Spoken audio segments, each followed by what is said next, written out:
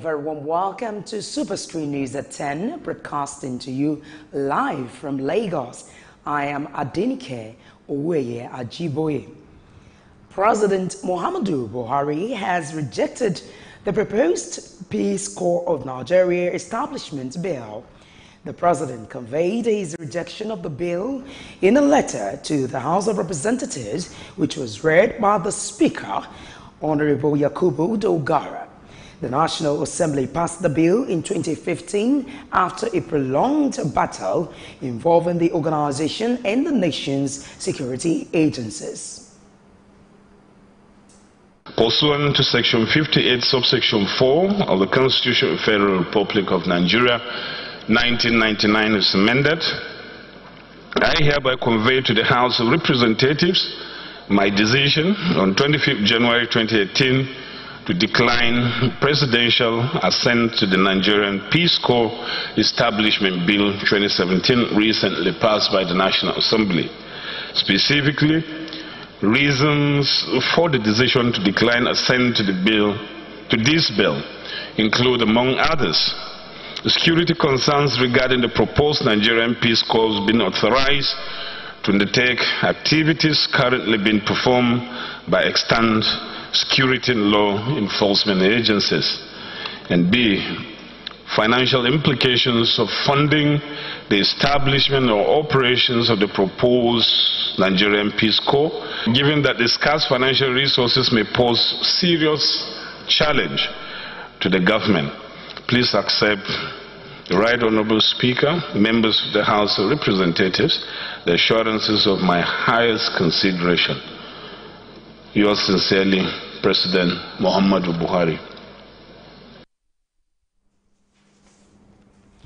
Now, the Senate says members of President Muhammadu Buhari's cabinet and the ministries, departments, and agencies under their portfolios are to be blamed for the delay in the passage of the 2018 appropriation bill by the National Assembly.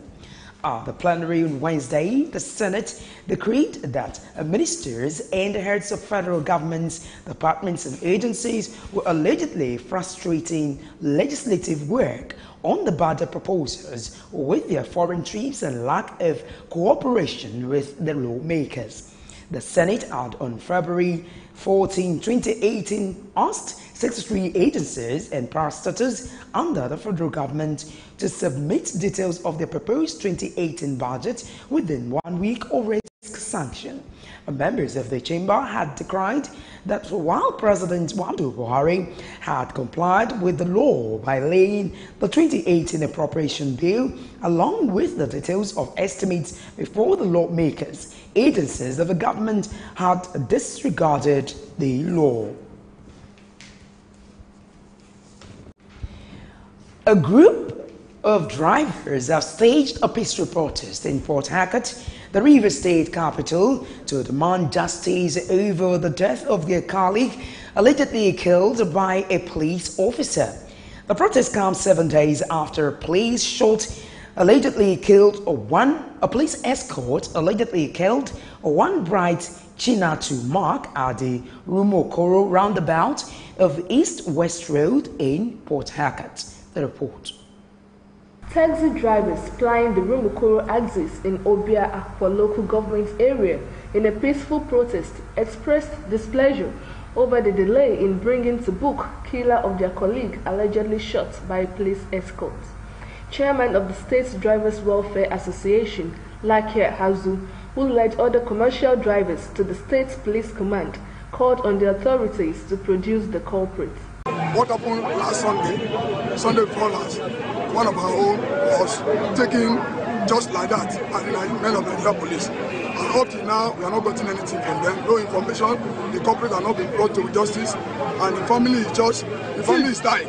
So today, we are protesting in respect of that, and we want the justice today. Family members of the deceased are also demanding justice for the deaths of their loved one. I feel agony that they killed the breadwinner, my junior brother of 31 years, having a year and 2 months marriage and 4 months baby. The one that is taking care of the junior ones and the aged mother, they killed him. like a chicken. A policeman, ordinary escorting fish, killed my immediate brother. We are here calling on Nigerian Police, River State Commissioner of Police, precisely, calling on CP, Mr. Zaki Ahmed, to use his good office and make sure that the person that committed this act and is painful and abominable act is being brought to book, and make sure that justice prevails in all ramifications of this matter. In the statement issued to journalists, Police Public Relations Officer in the state, Omane Unamdi, debunked allegation that the police has not shown concern nor visited family of the deceased. Nnamdi assured residents of the state that though the wheel of justice is slow, but it will not stop as they are making efforts to ensure that justice is set. The Federal High Court sitting in Lagos State has ordered the forfeiture of 2 penthouses valued at $4.760 million belonging to former Petroleum Minister under President Goodluck Ebele Jonathan, the Minister of Petroleum Resources, Diazani Alison Madueke. They are Penthouse 21, Building 5, Block C, 11th floor, Bella Vista Estate. Another property is that at Ikoyi, the penthouse at number 22 block, Admiralty Estate, also in Ikoyi, Lagos. Ruling on the application filed by the Economic and Financial Crimes Commission, EFCC, Justice Mojisola Olatoregun ordered that the properties be forfeited to the federal government. About 20 Biafran agitators suspected to be members of the outlawed indigenous people of Biafra, IPOB, have been arrested by the police in Enugu. The development followed protests by IPOB members at an event organized by Pan-Igbo group to honor some Igbo personalities, including the first president of Nigeria, late Nnamdi Azikiwe. One of the Igbo leaders commenced speaking on the need to restructure Nigeria along regional lines, and agitators interrupted, advocating for only Nigeria. The agitators invaded the high table and attacked some of the dignitaries. Now, operatives of the Department of State Services, DSS, and the National Agency for the Prohibition of Trafficking Persons, NAPTIP, have arrested 11 suspected traffickers in some parts of Anambra State in a joint operation. Report says the operatives also rescued 3 children whose ages ranged from 8 months to 4 years from the custody of the syndicate. It was gathered that the suspects comprising 8 women and 3 men belonging to criminal syndicates that specialized in the kidnapping and sale of babies in Southeast states, Lagos and Abuja. According to NAPTIP, many children yet to be traced are believed to have been trafficked by the gang. Secretary General of the United Nations, UN, Antonio Guterres, has called for the immediate release of the abducted students of the government Girls Science Technical College, Dapchi, in Yobe State. In a statement by his spokesperson on Nigeria, Stephanie Dujarric, Guterres condemned the attack that led to the abduction of the girls by suspected Boko Haram terrorists from their school last week, Monday. Guterres has asked the Nigerian government to ensure the safe return of the girls to their families. He also urged the national authorities to swiftly bring those responsible for the act to justice. Guterres reassured the federal government of the solidarity and support of the United Nations and other affected countries in the region in the fight against terrorism and violent extremism. The Independent National Electoral Commission, INEC, has asked the National Population Commission for the details of dead persons so that the Commission can remove their names from voter register ahead of the 2019 elections.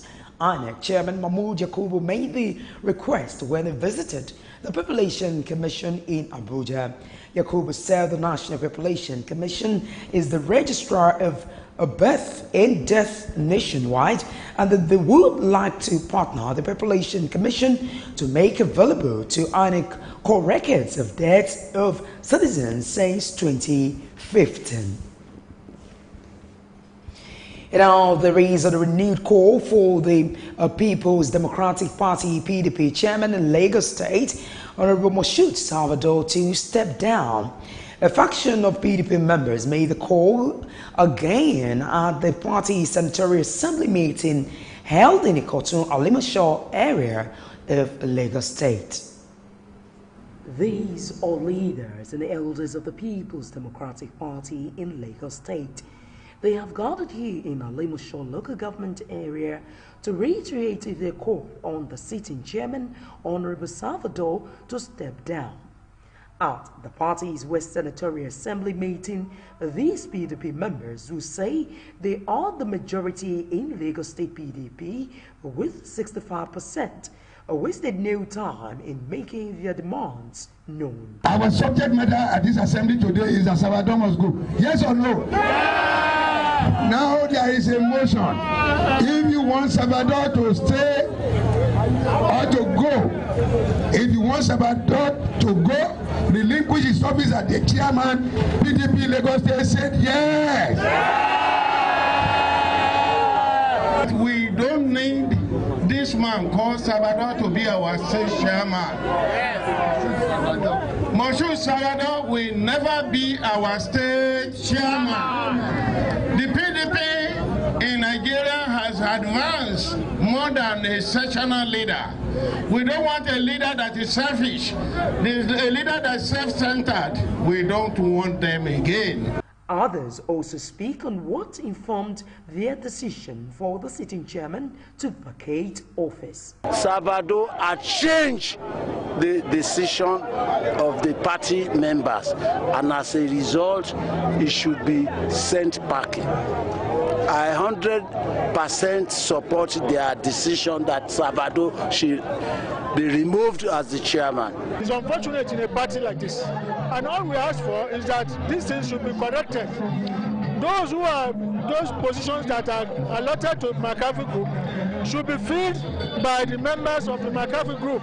As of today, only less than 10% of the positions are filled by the McCarthy Group, whereas they should have 65%. Salvador is no longer the chairman of PDP in Lagos State because he has betrayed the trust of the leaders.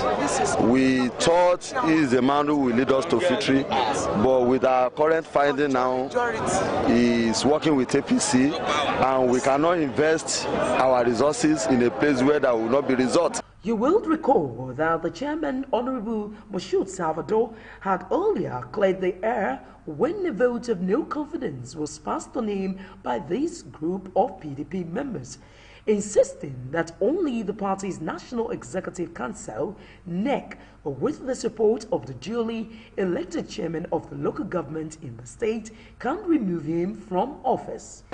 A sitting chairman cannot be removed because he's a member of National Executive Council.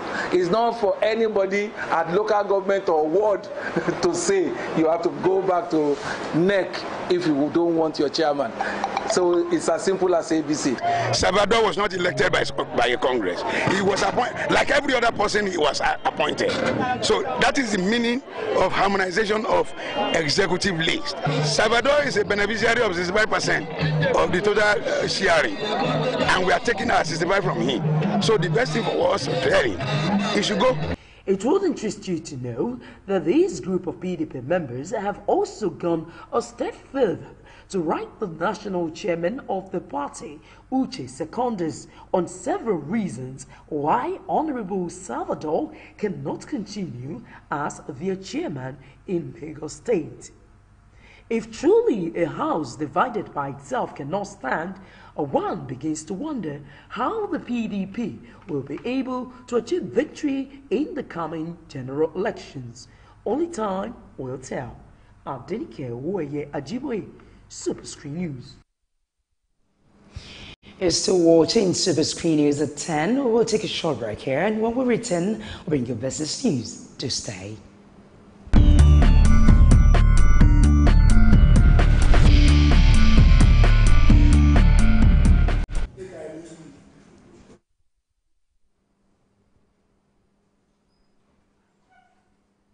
Well, it's so glad to have you back now in business world. Vice President Yemi Osinbajo says Nigeria would need 2 billion naira, which is equivalent of 610 billion naira, to revive the Lagos-Kano rail line as part of efforts to boost local and international trade along the northern and southern zones. Osinbajo discussed this at the opening of the inaugural edition of the Lagos-Kano Economic and Investment Summit in Ekpe, Lagos State. He said the federal government, in partnership with a private firm, General Electric, is proposing to invest in the project to enhance the movement of cargoes from Apapa ports to Kano by rail. The Vice President expressed optimism that the collaboration between Lagos and Kano State would open up the investment opportunities in both states to local and international investors. The House of Representatives has summoned the Minister of Finance, Kemi Adeosun, and her health counterpart, Isaac Adewale, over the deduction of 10 billion naira from the Treasury Single Account TSA of the National Health Insurance Scheme. Others summoned all the Governor of the Central Bank of Nigeria, CBN, Godwin Emefiele, the Minister of National Planning, Senator Udoma, the Accountant General of the Federation, Hamid Adisa, and the Director General of the Budget Office of the Federation, Ben Akabweze. The money was taken from tranches of 5 billion naira in December 2016 and 5 billion naira in January 2018.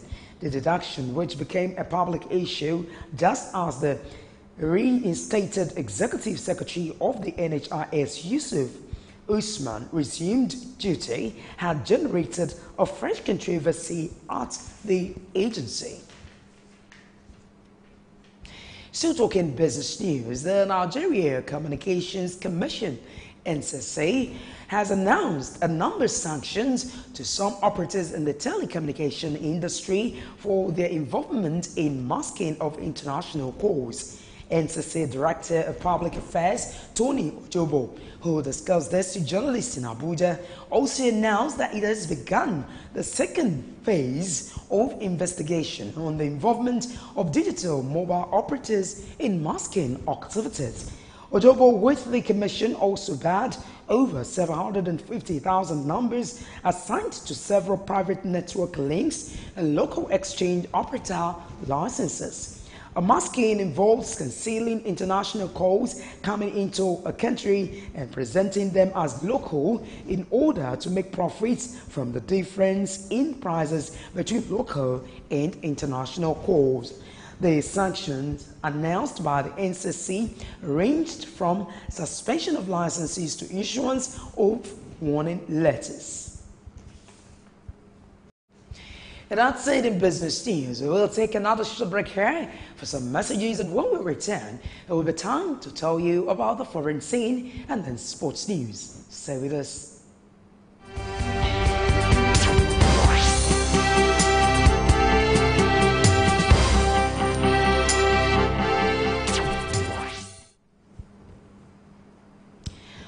Glad to have you back now in international news. One of the United States of America President Donald Trump's longest serving and most trusted aides, Hope